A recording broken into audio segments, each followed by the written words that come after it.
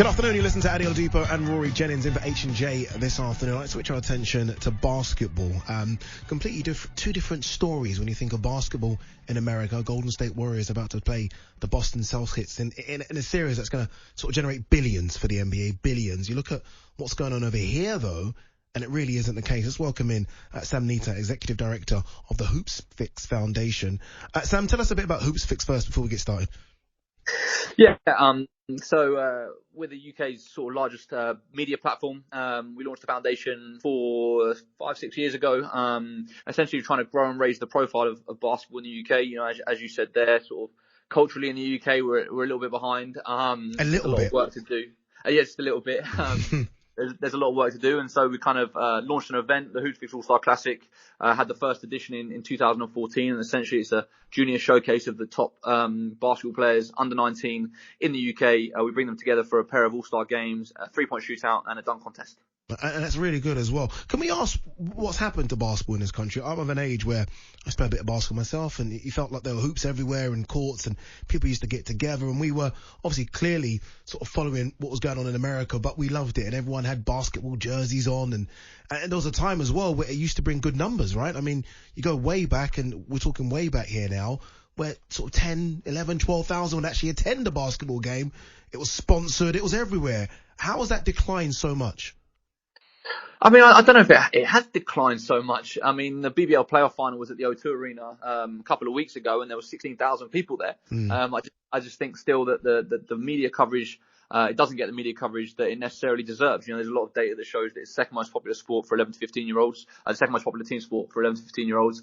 At a grassroots level, it is absolutely massive, but I think there is a number of issues. I wouldn't say it's one singular thing. I think it's a collection of things that sort of come together to kind of create this perfect storm. You know, whether it is the lack of facilities, whether it is the level of coaching, whether it's the talent pathway, and, you know, all of our top players sort of leave the country as soon as they can.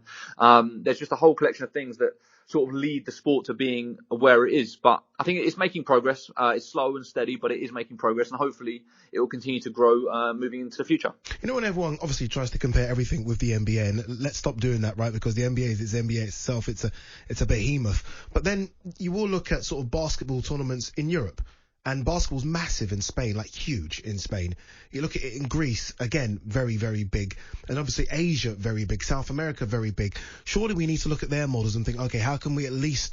And the reason I mentioned Spain is because football is as big in Spain as it is here. So it isn't just a case of, okay, football's so big here and let's forget every other sport. Football's massive there, but they put so much attention into basketball as well.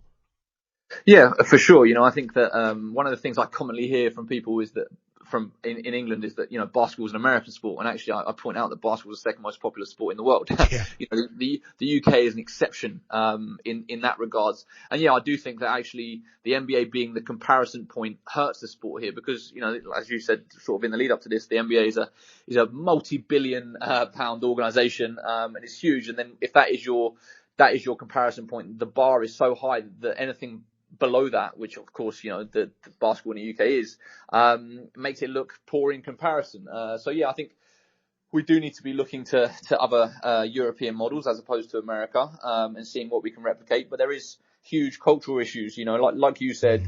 Okay, yeah, you know, in Spain football's massive as well. But hey, in the UK, I think it's very hard for any sport that isn't football to get a look in. You know, you pick up the papers, or you look at you know, the sports section of the news, and at the end of it, 95% of it is football, and then you've got another 5% that goes to the other sports. It's hard for any sport that isn't sort of the big three: football, rugby, cricket, to kind of get a look in. So, you know, I think that the sport is harmed by not having people in high places that are kind of rooting for it. You know, that's not just in government, but also, you know, within the media. There are very, very few people working for the mainstream media outlets that were involved with basketball or played basketball as a young person. And as a result of that, we don't have people fighting for our corner, so that when those decisions are made about what's going to be on the news that day, you know, basketball unfortunately gets bumped. Yeah. Talk to me about funding, Sam. I don't know if you have figures in front of you, but in terms of the funding that basketball receives, in comparison to other sports that are trying to sort of climb the ladder as well, it seems as though basketball doesn't receive anything, or very, very little anyway. Yeah, but basketball is definitely drastically underfunded. By every objective measure, I couldn't give you the exact figures, but if you were to look them up and you were to look at participation numbers compared to funding per head, basketball gets a complete raw end of the deal. And I think that is incredibly frustrating for people within the sport. The government released a report earlier this year that, coming out of COVID, said that the two groups that have been disproportionately affected by COVID are people from black and minority ethnic backgrounds and people from low socioeconomic backgrounds. And basketball, of course, disproportionately impacts those from black and minority ethnic backgrounds and those from low socioeconomic backgrounds. So it seems like there's an easy win there. It's like, well, the solution is give more money to basketball, right?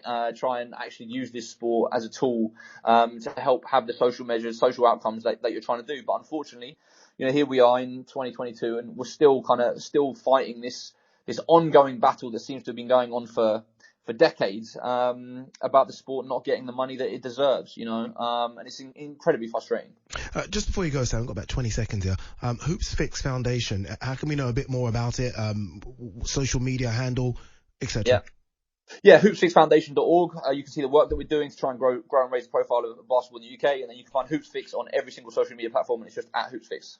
Cheers, Sam. Really appreciate coming on. Thank you very much. Sam Nita there, Executive Director of Hoopsfix Foundation, who looks like they're doing their own thing in order to try and raise cash and just almost trying to put eyeballs back on the sport, because let me tell you now, basketball is a fantastic sport. It's one I played when I was very, very young. Not good enough to actually take it any further, but I did try and play. Obviously, Rory's laughing at me because he was far too small to play the game of basketball. On the Mugsy Bogues of North West London. You certainly are. When we come back, we're going to talk European football with